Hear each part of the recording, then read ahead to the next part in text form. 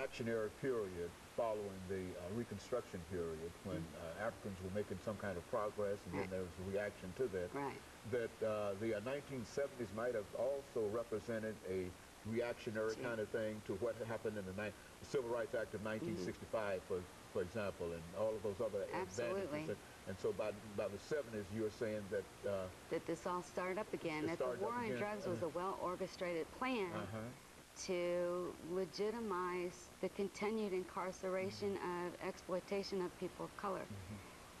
Now, if we say that, then who should we point to? I mean, is there a governmental entity, or is there a movement somewhere that's tended to indicate this? I don't know if we can point to an individual as much as we can point to a structure.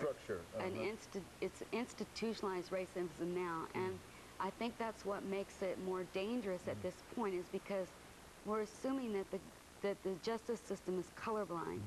But the justice system is not colorblind, because when you look at the statistics of people who are arrested for nonviolent drug offenses, most of them are white. I mean, the majority of them are white. 70% of them are white, but 70% of people spending time in prison for those are African Americans.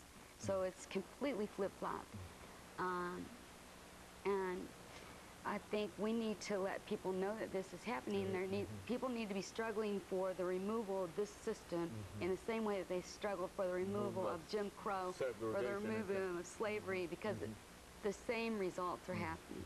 And Dr.DBurris-Kitchen, let me thank you for bringing that excellent information. And I think that we can really see some of the things that you're talking about in terms of the growing prison population today, and that certainly justice is not colorblind, but I think that the more we have an opportunity to expose, at least to talk about the kind of things that we're talking about here today, I think it gives us all an opportunity to be able to be more sensitive toward these issues, and especially more sensitive toward the situation that the African-American male finds himself in, because I think that, as you also know, that their population is also increasing in terms of unemployment. In every negative category that we have, we're dealing with a real problem within this population.